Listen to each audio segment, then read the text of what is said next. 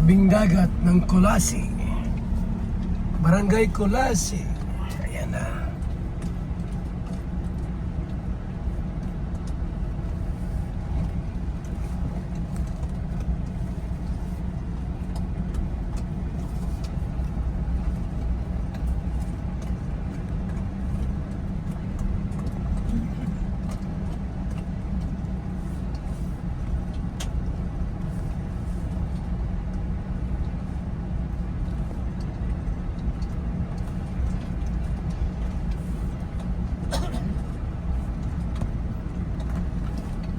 Lagos po kayo.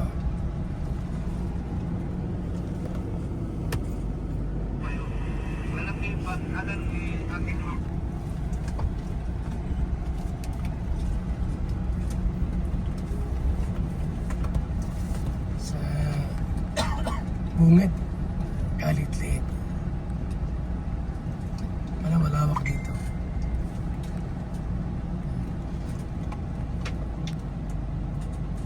Cum laude. Yan po ang dagat po. Yan ang dagat, ano? Yan dagat. Yan ang dagat po, mga kaibigan. Ganda rito po, mga kaibigan. Puro bato. Puro bato po. Puro bato. Puro bato. Maulan sa daet to. Maulan sa daet to. Oh. Maulan sa daet. Ulan. Sa daet yan oh. Ulan yan sa daet. Dito wala oh.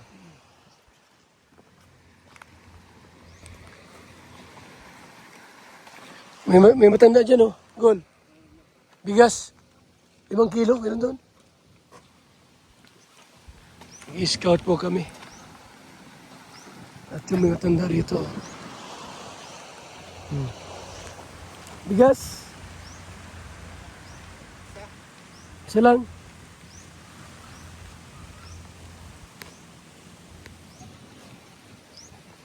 May matanda rito mga kaibigan.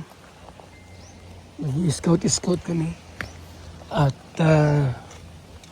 naghahanap tayo ng mga pwedeng tulungan sa ating programa. Sabi niyo. Sino kasama niyo dyan? Kayo lang? Mag-isa ka lang sa buhay? Wala kang pamilya? Mayroon pero malalayo sila.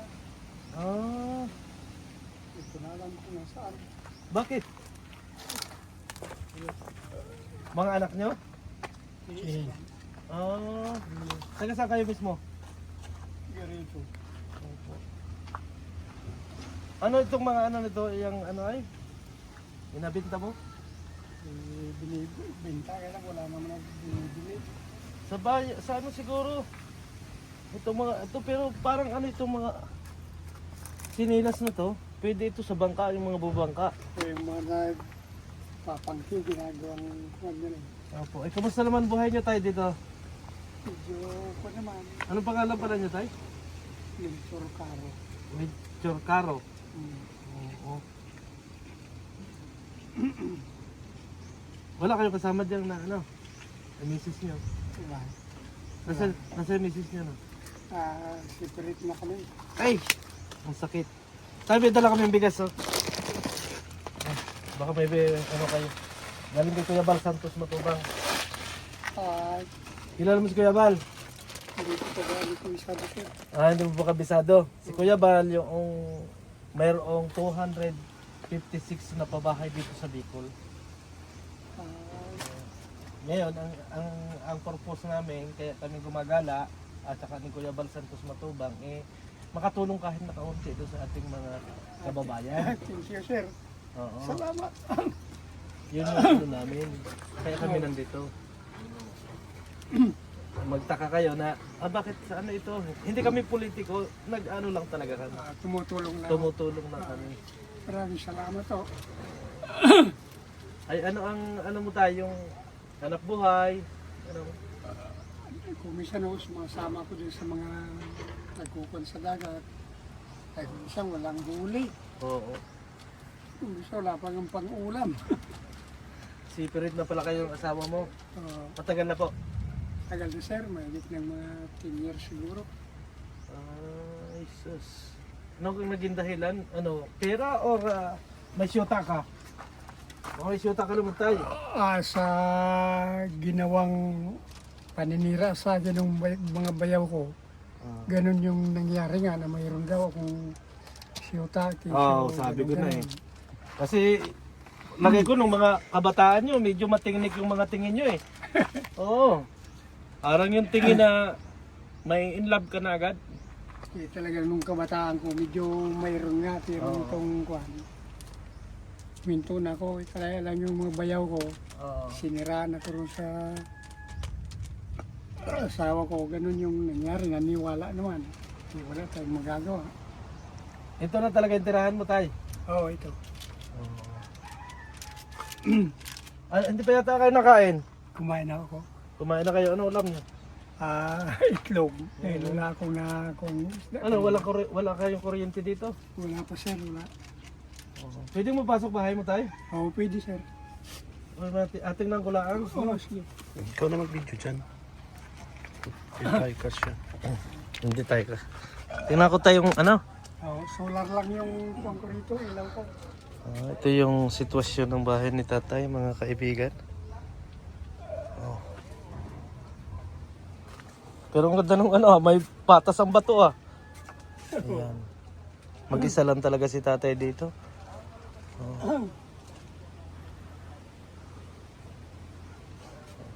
Tay, kaninong lupa to? Kaninong lupa to? Ang alam ko nito sa gobyerno, pero mayroon nung nagsasabing lupa nila to. Hindi, pagtabing ano, malapit sa dagat, sa gobyerno to. Oo, ayun ang kung minsan may sinisingil itong mga bahay na dito, kaya lang medyo hindi lang nagkakasundo. Ay sa akin, hindi pa naman ako siningil. Opo. Ilang taon na kayo tayo ngayon? 74 na sir. O, meron kayong pensyon? Sa senior o mayroon. Ay tayo ganito. Kasi andyan na nga kami yung mga grupo ni Kuya Bal. Ano ang magiging mensahe mo kay Kuya Bal kung papanood niya ito? Kasi nandito nga kami Oo. para kung ano naman yung ibang pangangailangan ng kababayan natin, hindi man ganoon kalaki, ay yung matulungan kahit kaunti. Oo. Ay yung yung mensahe ko lang sa kanya, sana pagpatuloy na yung magandang gawain niya at hangarin na tumulong sa mga tao, yun ang magiging mensahe ko sa kanya. O huwag siyang pababayaan ng ating Panginoon Diyos. Ang ganda ng mensahe mo. About naman sa ano, halimbawa, may request ka kay Kuya Bal, ano naman yung may request mo na para tulong sa sarili mo? Ay yung yung magiging request ko lang kung halimbawa, yun lang yung radyo lang yung request kong Radyo. Oo. Oo. Ang ganda naman ng request mo tayo. Kasi ito, sa totoo lang, gusto ko yung request mo kasi maganda. Kasi kadalasan, yung iba pag nag-request, kagad medyo malalaki agad yung request. Pero yung sa tatay, gusto ko yung request mo na isang radyo.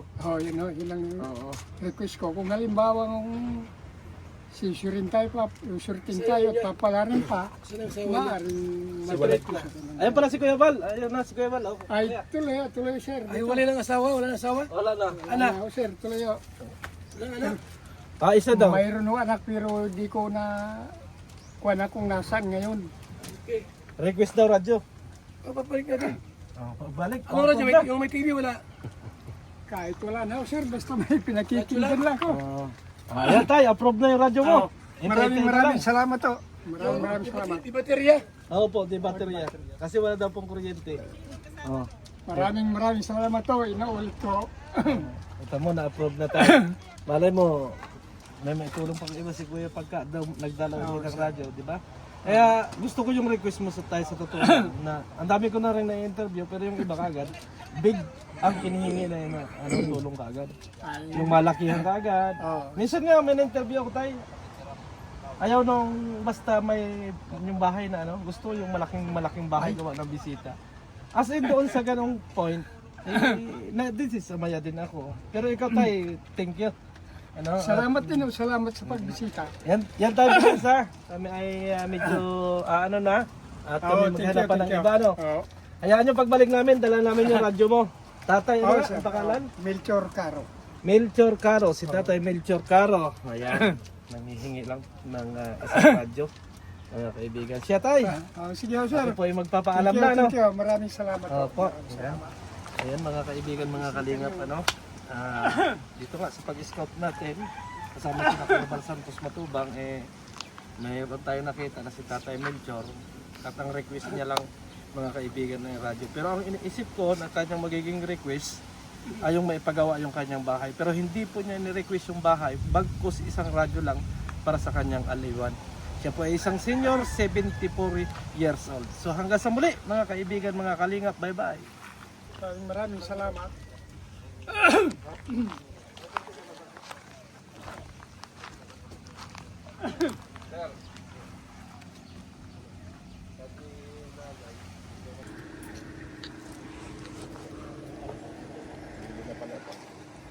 Tagulan.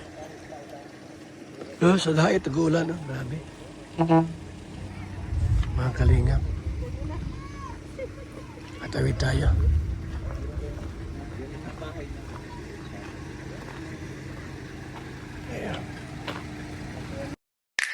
VSM Kalingap Kape 9-in-1 Healthy Coffee Mix. Ang kapeng may puso. Bakit? Una, nakakatulong upang mapanatiling malusog ang ating puso. Pangalawa, nakakatulong upang mapanatiling healthy at malakas ang ating katawan. Pangatlo, nakakatulong upang makaiwas sa iba't ibang uri ng sakit at karamdaman. Mga pangunahing sagap nito. Number 1, mangosteen fights cancer cells. Cancer sa suso at colon. May iwasan ang sakit sa puso at stroke. Number 2, collagen, pampalakas ng buto at ngipin, gamot sa may arthritis at rheuma, panginginig ng kamay, tuhod at likod at baywang. Number 3, green tea extract, nakakatulong sa puso, lower blood pressure, lower blood sugar. Number 4, green coffee bean, pampababa ng tibang, antioxidants. Number 5, barley powder, anti-aging, pampababa ng cholesterol, prevent anemia, supports kidney function, boost immune system. Number 6, L-carnitine, pampasexy, tanggal bilbil. Number 7, stevia, pampatamis. Number 8, Garcinia cambogia, high cholesterol level, antioxidant, burning fat. Number 9, psyllium husk, good for the stomach, good for diabetes. For more information and orders, you can text or call Kuya Val at contact number 0929-113-2469. BSM Kalingap Kape 9-in-1 Healthy Coffee Mix. Ang kapeng may puso.